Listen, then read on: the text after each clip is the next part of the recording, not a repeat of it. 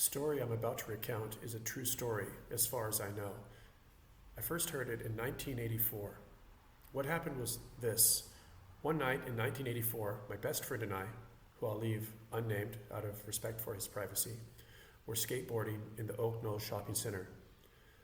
We skated all of our usual spots and then decided to head for home. And to get home, we had to skateboard down the Bradley Dip. Everybody knows who's from this area that the Bradley Dip is a 4-lane road, very steep downhill, up and down. And it fills with fog at certain times of the year, very, very dense fog, which the whole area is known for.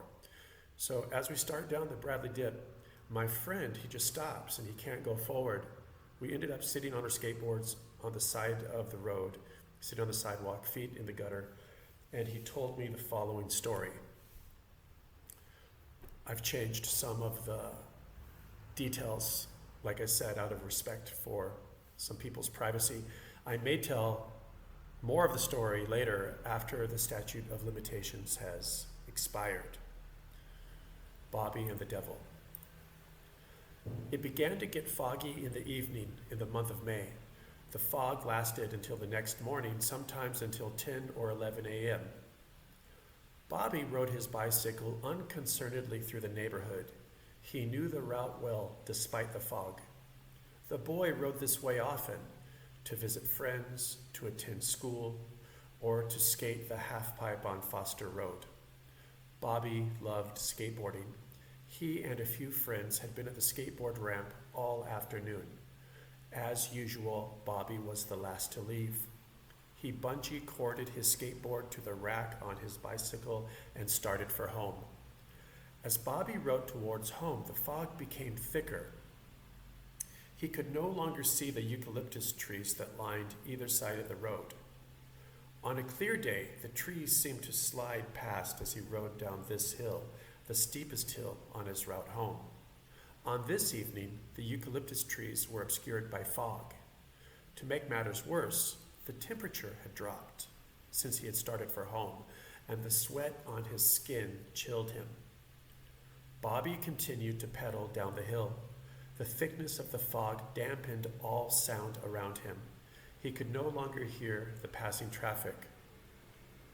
He pedaled harder than before. The wind no longer chilled his skin. Bobby realized in alarm that he was no longer moving downhill. Bobby looked behind him with a feeling of dread and saw a man holding the rear wheel of his bicycle. The man had a bleached gray face and was tall. He wore a gray suit and an old-fashioned gray hat. His lips smiled bloodily. Bobby abandoned his bicycle and ran. He had no memory of how long he ran. He knew only that the gray man ran closely behind him. Bobby felt the horrid man's hot breath on the back of his neck. He heard the man whisper in an unknown language. Bobby momentarily felt a claw-like hand on his leg. What felt like impossibly thick fingernails traced a burning line down his calf. Bobby imagined the skin peeling back from the muscle of his calf and his calf muscle peeling back to reveal bone. Bobby ran faster than he had ever ran before. Bobby hammered wildly at the front door of a white 2-story house, and a woman answered. She recognized Bobby, but stepped back in fear and surprise. Then she stepped forward and pulled him into the house. She turned and locked the door behind her.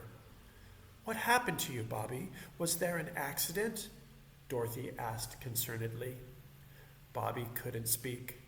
"Brian," his friend's mother called, "I need your help." Later, wearing borrowed clothes, Bobby stared at his face in the bathroom mirror. He had aged. His head of thick brown hair was now streaked with gray. His previously tanned skin was sallow. He looked carefully for puncture marks on his neck, but he saw none. There was a red mark on his ankle where the gray man had pulled his leg, just like I'm pulling your leg now.